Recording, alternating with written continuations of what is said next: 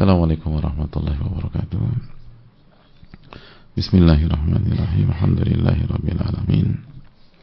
Wa bihi nasta'in ala umuri dunya waddin, wassalatu wassalamu ala asyrafil anbiya wal mursalin wa ala alihi wa sahbihi wa man sara ala nahjihi bi ihsanin ila yaumiddin, wa ba'd.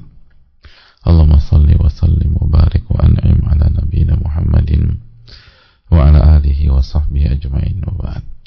Hadirin Allah muliakan, alhamdulillah kita panjatkan puji dan syukur kita kepada Allah Subhanahu wa taala atas segala nikmat dan karunia yang Allah berikan kepada kita.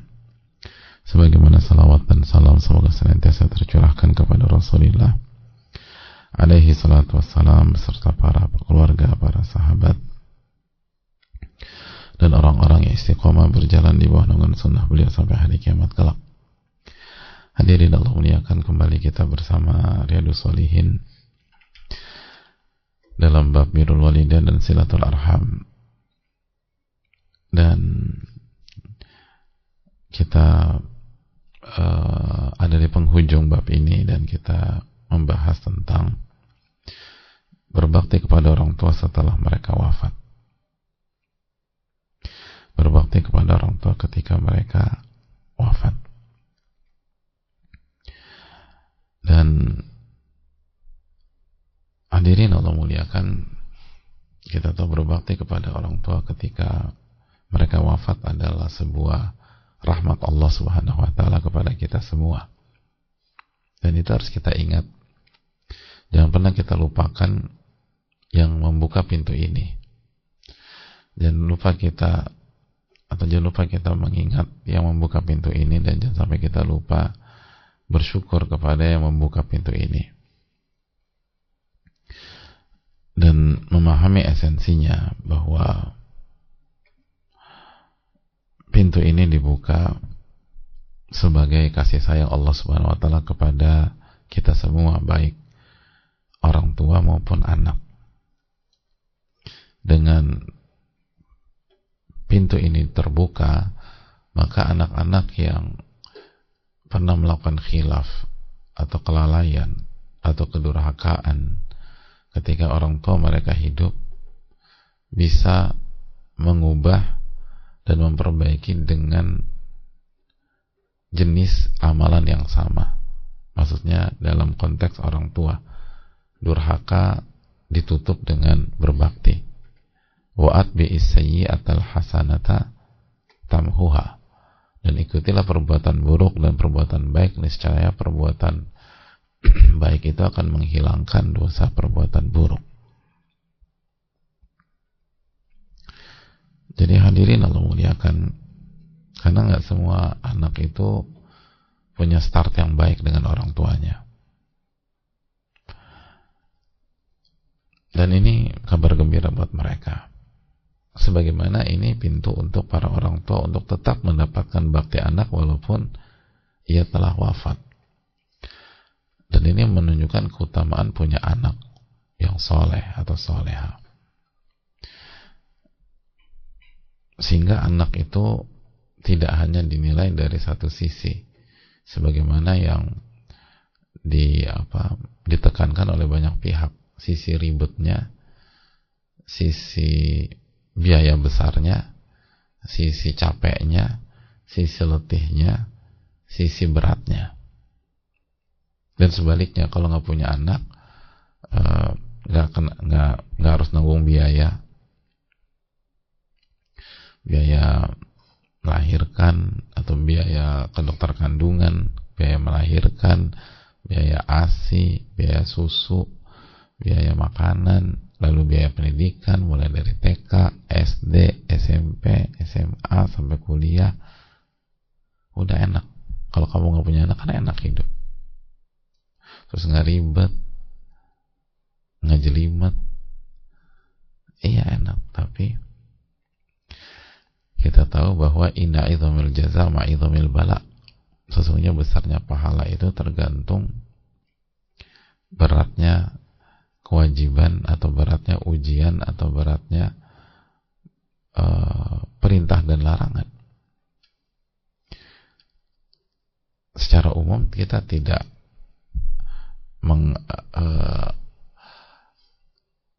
cukup setuju kita artinya memang punya anak tuh memang biayanya mahal dan menguras berbagai macam hal, perasaan, waktu, tenaga, energi.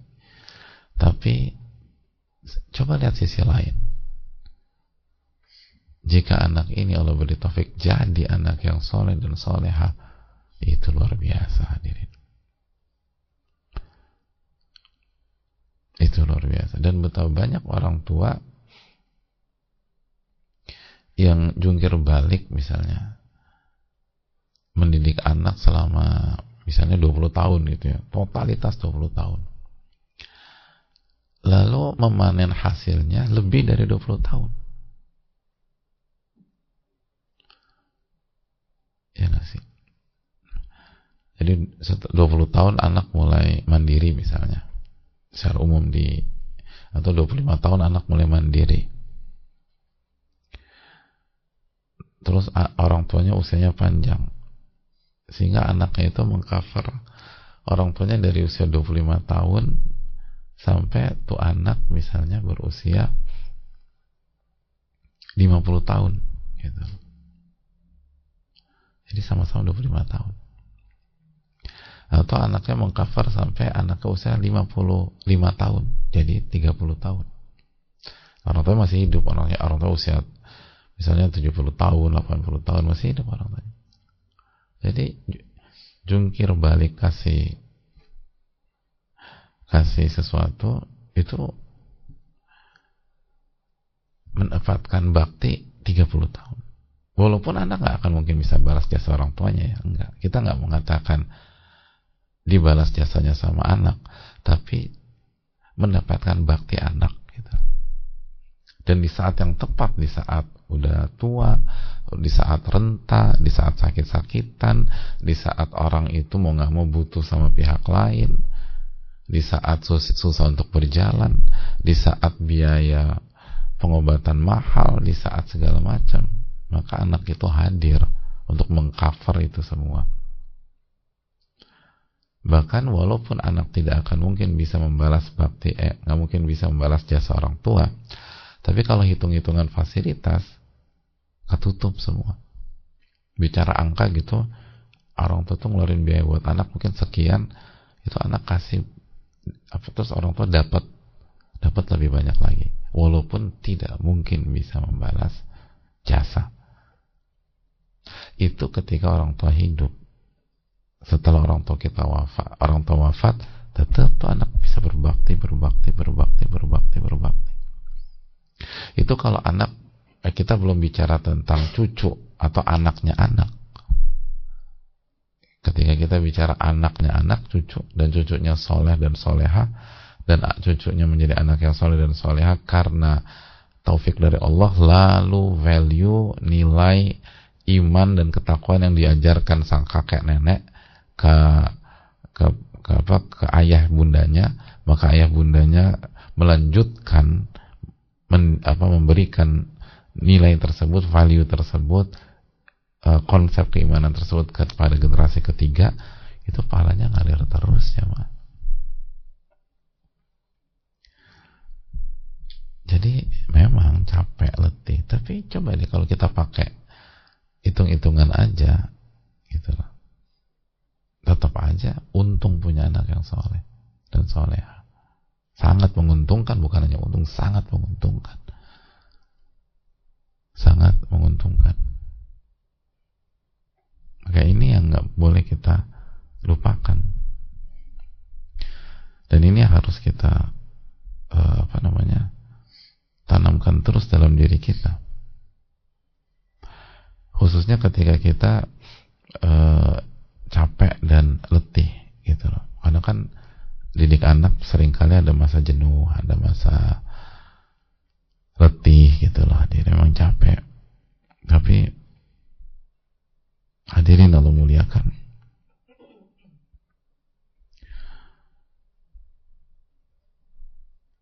semua akan terbayar.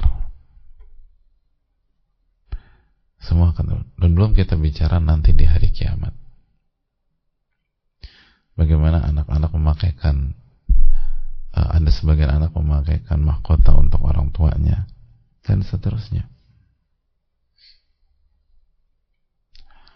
Jadi jamaah yang Allah muliakan,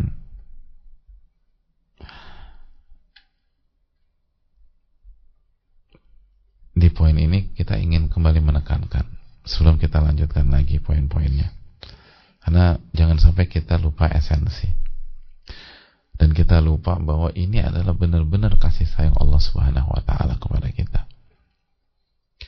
Dan tidak heran bahwa Nabi SAW menganjurkan hal tersebut.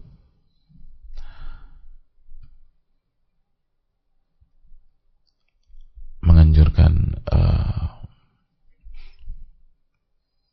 punya ikhtiar untuk punya anak, dengan catatan dididik, dibina, dan dijaga dari api neraka. Makanya kata Nabi SAW dalam hadis riwayat Imam Ahmad atau Brani dan lain, tazawwajul wadud al walud, nikahilah wanita yang penyayang dan bisa, atau pencinta dan bisa mengekspresikan cintanya. Al-walud, dan anak dan wanita yang berpotensi punya banyak anak. Fa inni mukatsirun bikumul al-anbiya yaumal qiyamah, karena aku akan berbangga di hadapan para nabi yang lain dengan banyaknya kalian, banyaknya umatku pada hari kiamat.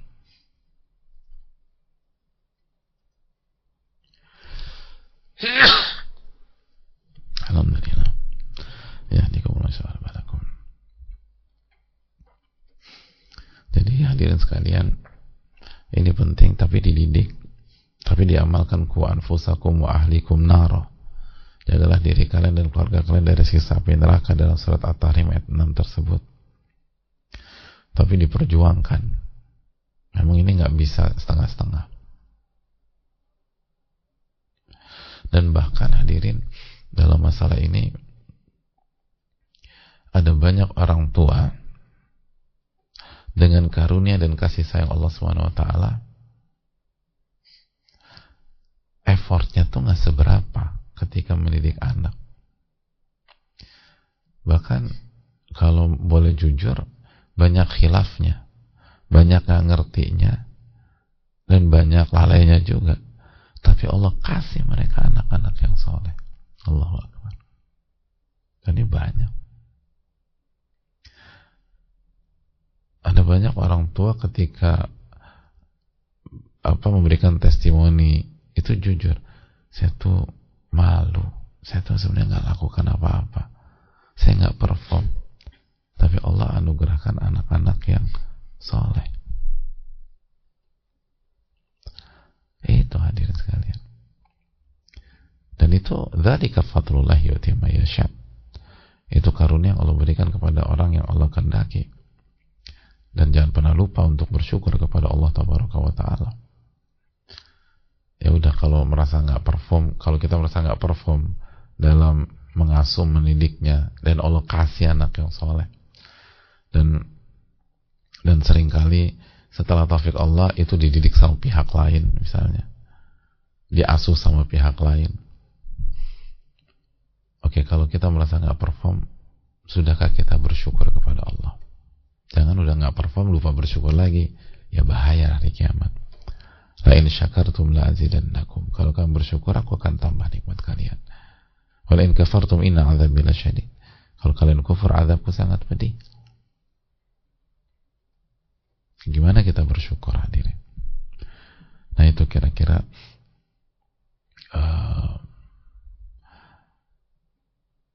pentingnya hal ini. Dan salah satu substansi tentang poin ini Allah Subhanahu wa Ta'ala yang maha baik sama kita. Maha baik sama kita. Karena kan itu tadi kata Ibnu Qayyim rahimahullah, bahwa penyebab mayoritas anak durhaka itu kan orang tua, kata beliau. Nggak dididik, nggak diarahkan, nggak disayang, atau sebaliknya overdosis dalam memberikan fasilitas, overdosis dalam memberikan kasih sayang. Akhirnya nih anak jadi manja, jadi anak nih nggak bersyukur, nggak tahu berterima kasih, dan akhirnya bumerang juga bagi orang tua gitu. Ternyata Allah kasih hidayah di perjalanan tuh anak ngerti, sadar, dan alih-alih menyalahkan orang tuanya justru berpikir gimana saya berbakti sama orang tua saya. Alih-alih melihat sisi negatif orang tua, anak itu jadi fokus untuk melihat sisi baik orang tua. Padahal kalau mau ngelihat sisi negatif orang tua banyak banget. Tapi Allah jaga hati itu anak, jaga mata itu anak, jaga pandangan anak tersebut. Jadi yang dilihat kebaikan orang tuanya aja. Dan anak ini belajar ngaji gitu. Dan kita udah jelaskan kan, salah satu bentuk bakti kepada orang tua setelah orang tua wafat apa? Menyebutkan kebaikan-kebaikan orang tua.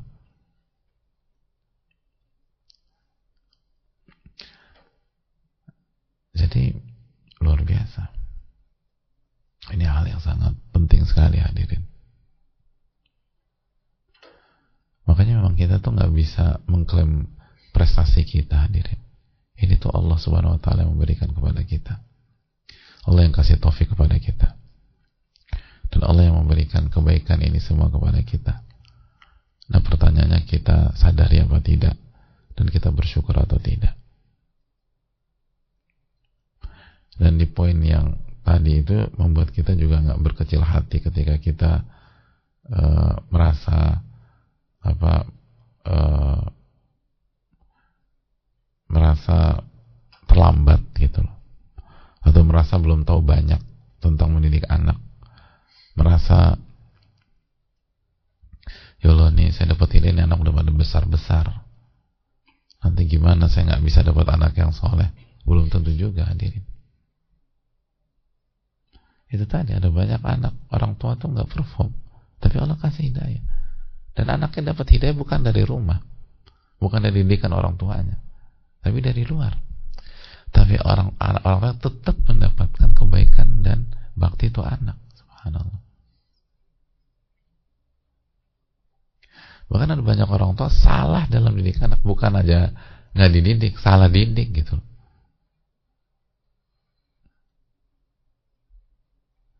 Harusnya ke kanan, orang tua bawanya ke kiri.